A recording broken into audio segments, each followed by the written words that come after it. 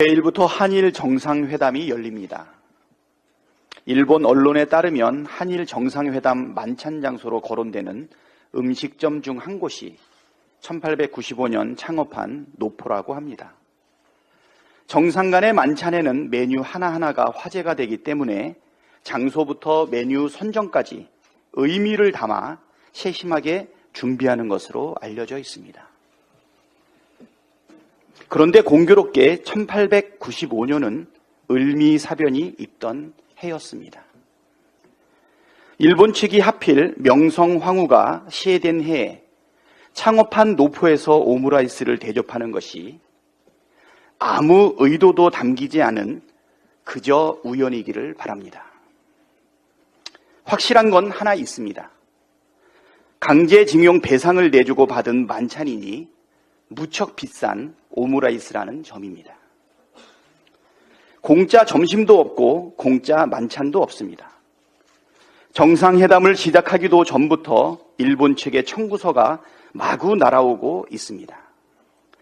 35년 만에 자국 내 섬을 재집계한다면서 독도를 포함해 발표하더니 일본 외무상 하야시는 강제노동은 없었다며 강제징용 자체를 부정했습니다. 여기에 더해 일본 총리 기시다는 후쿠시마 원전 오염수 해양 방류가 국제 관행에 따른 것이라고 말했습니다. 기가 막히고 코가 막힐 일입니다. 간도 쓸개도 다 내어주었더니 왼쪽 뺨도 내놔라, 오른쪽 뺨도 내놔라 하고 있습니다.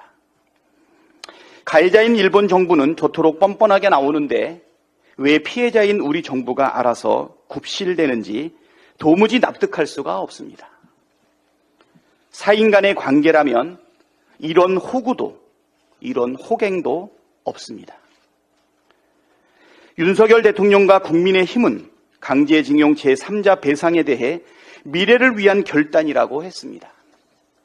도대체 누구를 위한 어떤 미래를 말하는 것입니까? 아무리 생각해도 우리 국민과 우리 나라를 위한 미래는 아닌 것이 확실합니다. 우리가 얻을 국익이 단 하나도 보이지 않기 때문입니다. 역사는 반복된다고 합니다.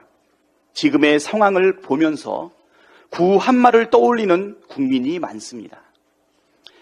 1895년 명성황후 시해 사건이 벌어지고 10년 뒤인 1905년 일본과 미국은 가스라 테프트 밀약을 체결해 일본은 미국의 필리핀 지배를, 미국은 일본의 조선 지배를 승인했습니다.